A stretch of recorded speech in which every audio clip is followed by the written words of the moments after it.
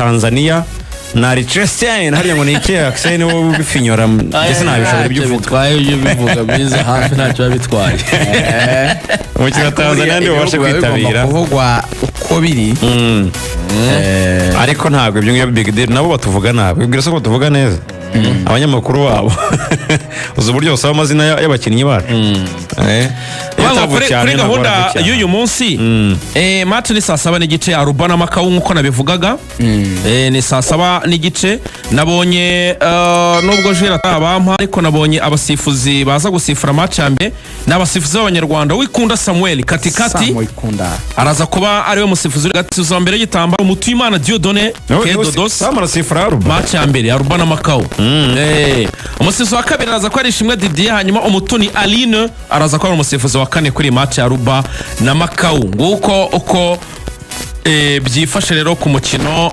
wa mbere hanyuma ku mukino wa kabiri nkaho kuri match ya kabiri ya Tanzania na Liechtenstein novuga ngo match iri saa 10 urumva n'igice ariko saa 10:10 harabanza urukerereza bare national ninjoro tware kumwe avuye muri practice abahungu rwose n'abakobwa beza cyane bavuye mu myitozo barabanza babyinira abashyitsi barajya mu ngamba saa 10:10 basuhuza ba Murayire cyane n'abandi bavandimwe ba Mandela na ba Samu n'abandi bose oyezo ni inganzo ngari hano babahuje hano abarimo inganzo barimo inyamibwa barimo indinzi inganzo ngari no bamindende n'abaterambabazi ariko hano babahuriye rimwe bare national mu rukerereza torero ry'igihugu zosigaye mfana cyane no minsi arakoze hanyuma unuvuga ngo ahangane waza kubera opening ceremony kuri match ya kabiri Tanzania na Liechtenstein kaba rero aruko gahunda zimeze gahunda rwose y'umunsi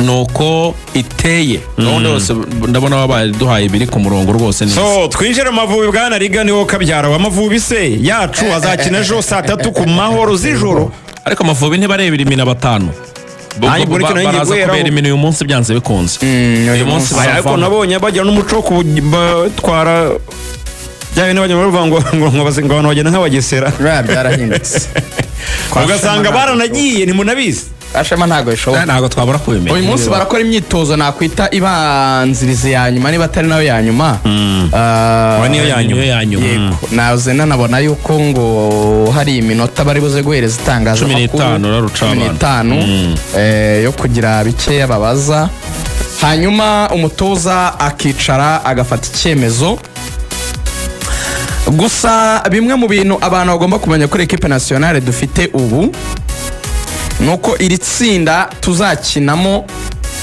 ni itsinda mu by'ukuri dufite amahirwe yo kuba twakwitwaramo neza igihugu nka Grenada ni igihugu gituranye na bya birwa twavugaga bya Suriname Grenada umukinnyi ukomeye bafite ni umwana ukina muri under 21 ya Sunderland iyi Grenada ikaba yarakinnye CONCACAF Gold Cup inshuro 3 2009 2011 inshuro 3 CONCACAF ni kiriya gice kirimo za Jamaica Amerika yo hagati CONCACAF no kuvuga ngo irimo Amerika yo hagati yo tuvuga Amerika yo hagati dusangamo ibi bihugu biri mu birwa bya Caraïbe urumva na Antille bimwe twavugaga ariko noneho hakazamo na Amerika ya ruguru urumva hakazamo Amerika yewe na Canada yego ubwo rero icyo gice cya CONCACAF bayikinnye 2019-2021 kuri ubu bari kure cyane ku rutonde ngaruka kwezi rwa FIFA bari ku mwanya 164 coach wabo yakinnye muri Premier League mu ikipe ya Queen's Park Rangers urebye ni igihugu mu by'ukuri gikinika icyo ni icyambere Axel ikindi gihugu turi kumwe Granada cyo tuzatangirana yego iyi ni tuyitsinda tuzahita twinjira kuri finale kuko abantu basobanukirwe neza ntabwo itsinda riza umuntu azaba mbere mu itsinda ngo hari n'abaye ba mbere muri ndi have nango bazakina demi finale nidutsinda Granada tuzahita tujya finale dure ni yakomeje hagati yande nanda Axel Estonia na Kenya niho bikomeye kuko Estonia ni ikipe yo ku mugabane w'Uburayi ikina za qualification z'Iburayi wenda ntikomeye ntiraza muri zo zaero ngo tuyibone kurumva ni ikipe nyine yo muri Europe. Kenya bo ni abantu nyine bo mu karere murabizi bafite n'abakinnyi banakomeye cyane, nabahamagaye abakinnyi bose bakomeye. Izaba yakomeje niyo tuzahura kuri finale, ubwo kuri finale izatsinda izatwara icyo gikombe. Muri iryo tsinda izatwara igikombe cyayo, ni imikino 2 gusa, wa demi finale n'uwa finale. Irindi tsinda rizakina kuri Kigali Pele ryo twaryakiriye atari twagombaga kuryakira. Abantu ngira ngo barabizi. Irindi tsinda ryagombaga kujya mu gihugu cya Ile Maurice. Hanyuma biba ngombwa yuko nyine hari ibintu Ile Maurice nayo irimo irakina ibingibi Eritrea irimo. Hari ibintu bitahise biborohera kubera ko Ile Maurice yahise isanga igomba gukina n'ibyo urakoze Premier Round za CAF. Noneho FIFA iravuga iti se iri tsinda ryabo ko Ile Maurice yagomba kuba irimo none ikafite izindi match za CAF kandi z'ingenzi turabigenza gute. U Rwanda rero nka Sports Hub nk'igihugu gihora gishaka buryo cyatanga ibisubizo ku mugabane wa Afurika atari no muri siporo gusa no mu bindi. U Rwanda ravuga ati ariko naryo mwarizana rigakina kuri Kigali Pele, ni stade imeze neza nayo hite tunganywa. Bayikozeho ibindi bintu nyine imigirwa neza kurushaho, mwabonye amatara n'ibindi bakosoye. Niho bari bukinire abo rero bo muri indi tsinda. Ibyo bihugu 4 nabyo bizakinira aho ngaho. Nabo ni match ya demi finale ihuza ibihugu 2, ibindi nabyo bigakina demi finale 2 nzigabura finale nabo bagatwara ikindi gikombe. N'ibikombe 2 bizatangirwa hano.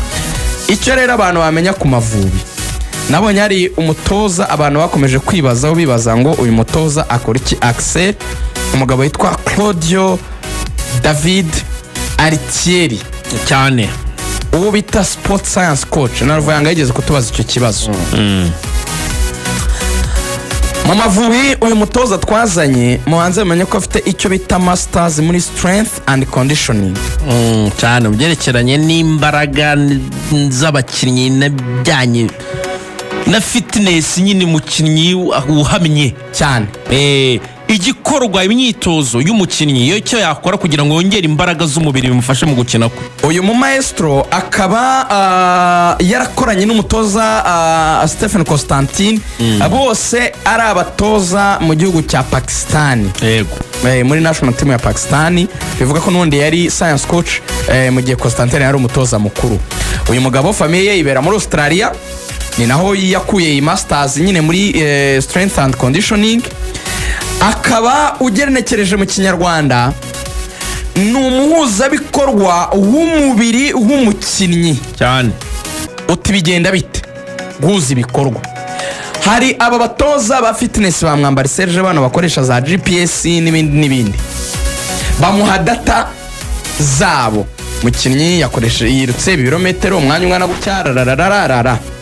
Hari umuganga ushinzwe ibijyanye n'imirire muri equipe nationale, vuga ati nabapangiye ibi biryo ibi nibi kamwe atoya nkurikije imyitozo bakoze n'ibyo Mwambari Serge yambwiye, uyu nguyu nkurikije uko yirutse nuko yagize mukubitireho amajya 2 mukorera ibi ngibi, we umuha ibimeze ukunuko. Cyo bita nutrition screening, akagufasha wowe wa nutrition kumenya uko umubiri w'umukinnyi umeze akurikije imyitozo akoranye na Mwambari Serge kugira ngo umenye icyo mugaburira. Hanyuma akamanuka akinjira kuri ari abo kumasa, uyo wa mu masa gutya mu mase ameze gutya, agakorana n'abadokiteri abaganga ba equipe nationale. Avuga ati uyu muntu umubiri we nkurikije ukuntu umeze uri hafi gukora businga, mu muvure cyangwa se akabwira coach mukarete muruhure cyangwa se musimbuze. Cyo bita injury risk screening. Ego no kuvuga ngo ahuza ibintu byose bijyana n'umubiri w'umukinnyi, none agaha raporo abagenzi be bakorana bamuha data, none agakora report ya rusange aho umutoza mukuru, none umutoza mukuru agatanga icyo bita itegeko kuko niwe kuri iyo departement yose. Ubwo rero twazanye ibintu bya technology wa mugani. Amavubi yabaye mashya, ubu gahunda no gutwara ibikombe muzabona muvasa na hari mashya muri FIFA. Nuko dusoje urubuga rw'imikino. Mushimire cyane Axel, wakoze cyane Ruvuyanga. Cyane